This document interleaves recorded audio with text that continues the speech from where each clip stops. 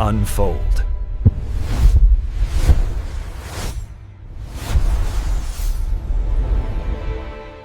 So let's talk about a mission that's so incredibly ambitious, so unbelievably dangerous that the ticket, it's only one way.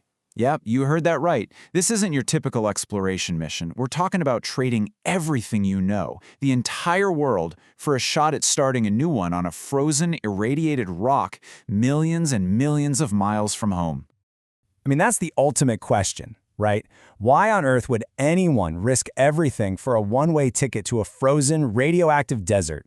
You'd think it's about adventure, but it's not. The real answer is about survival. But not just for the people on the ship. We're talking about the survival of, well, all of us, the entire human species. Okay, so to really get the why behind all this, we need to dive into a pretty terrifying idea. It's a philosophical concept that tries to answer that famous question from the Fermi paradox. You know, the one that asks, where is everybody? The concept is called the Great Filter. So think about it. The universe is unbelievably old. It's huge. But when we look out there, it's just silent. We see no signs of other intelligent life. The Great Filter theory says that there's some kind of barrier, some step in evolution that's so incredibly hard to overcome that it stops civilizations from ever reaching the stars. And here's the really scary part. We have no idea if we're already past it or if the worst challenge is still ahead of us. That's where Mars comes in. Going to Mars, it's like backing up the hard drive of humanity. It's about making sure that if some catastrophe, some filter event happens here on Earth, the light of consciousness doesn't just blink out. All right, so that's the big existential why we're even doing this. But what about the how? I mean, you can't just float to Mars. You have to literally fight your way out of Earth's gravity.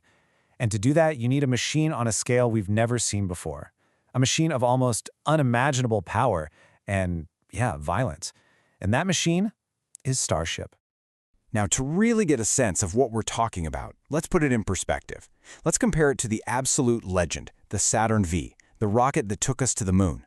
Just look at these numbers here. Starship isn't just a little bit better. It's a complete revolution in almost every single way, especially in its raw power and, this is the key, its reusability. See, it's not designed for one single glorious mission. It's designed to make space travel routine, to basically industrialize the whole process.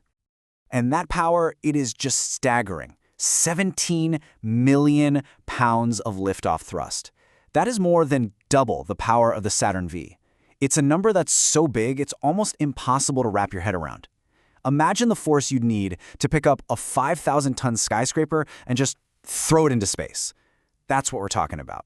This isn't a gentle ascent. This is pure cosmic-scale brute force. All that power creates something else, something that's frankly terrifying, the sound. And I don't just mean a loud rumble. The sound itself becomes a physical weapon. People who've been there describe it as a crackle. And that crackle? It's literally the sound of millions of tiny sonic booms being created by the engine exhaust. If you are close, this isn't just noise. It's a shockwave that could cause serious physical harm, even damage your organs. You could say this is the very first test the crew has to survive. So how in the world do you even build a machine like this? Well, the whole philosophy is totally different from old-school aerospace. It's all about building fast, flying fast, and, often exploding in the most spectacular ways. But every single failure, whether it's the launch pad getting blown to bits or the ship breaking up during reentry, every one of them provided priceless data. It's this fail fast, learn faster approach that led to one of the craziest feats in engineering, catching that massive booster as it falls from the sky with a pair of giant mechanical arms. Every single wreck you see here is just another lesson learned, another step toward making this vehicle safe enough for a crew. Okay, so just getting off the planet is a massive challenge. But surviving the journey?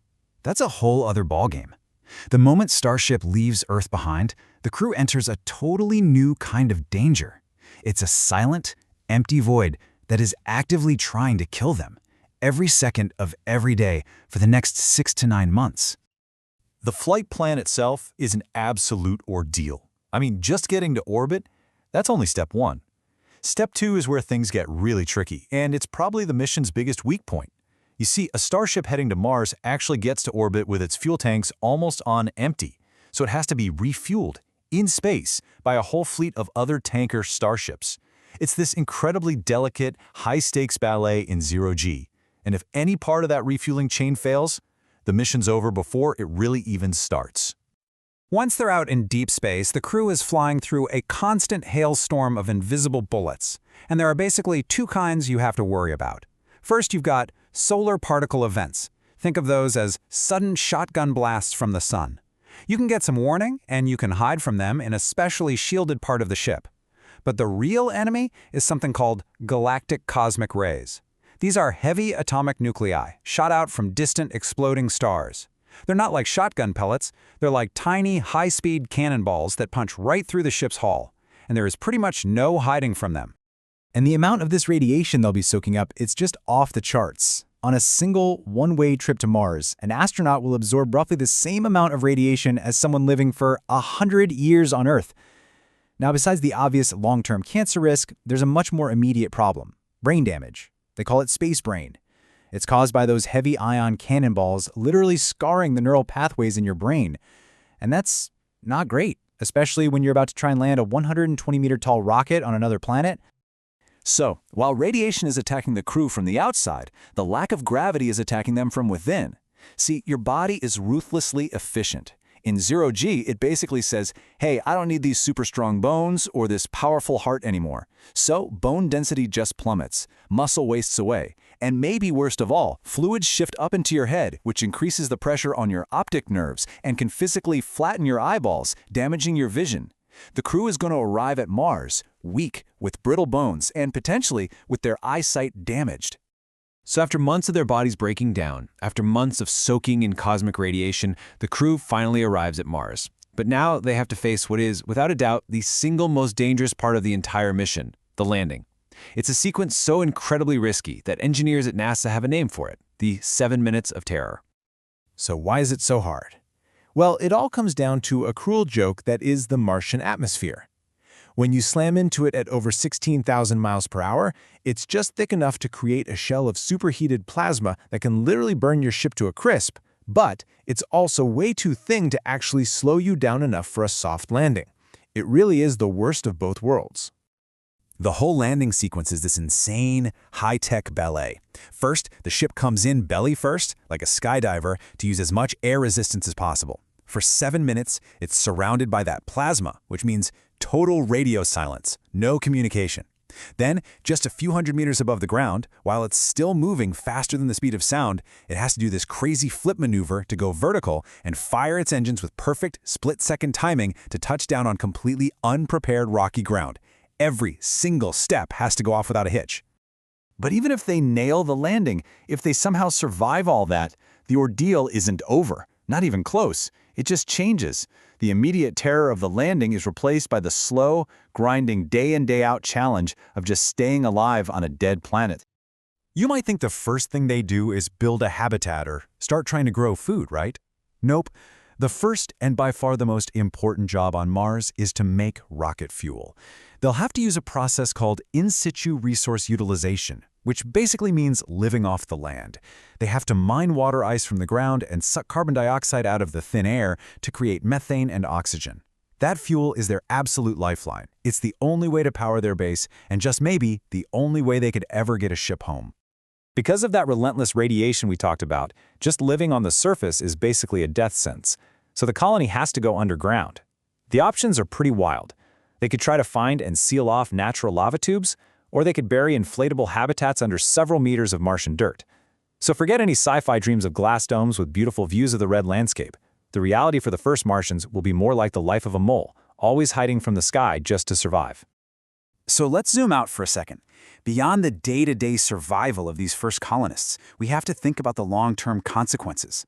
Because an endeavor like this, it fundamentally changes what it means to be human.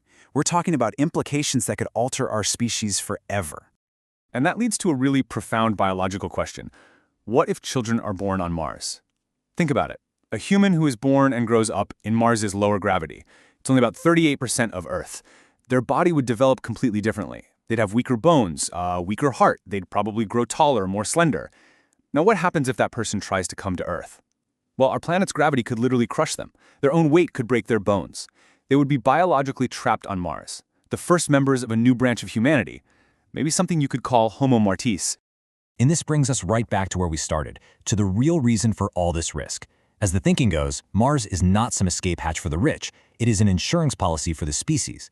By getting a foothold, a self-sustaining presence on another world, we're creating a backup. It's an insurance policy against anything. A giant asteroid, a supervolcano, something we do to ourselves, anything that could wipe out humanity here on Earth. So in the end, all of it, the immense risk, the violence of the launch, the brutal ordeal of the journey, it all leads to this one moment. The moment humanity becomes a multiplanetary species. Because when that happens, our entire identity changes forever. We'll no longer just be Earthlings. We will be something else, something bigger, something more resilient. And that transformation, well, that just might be the single greatest adventure our species has ever undertaken.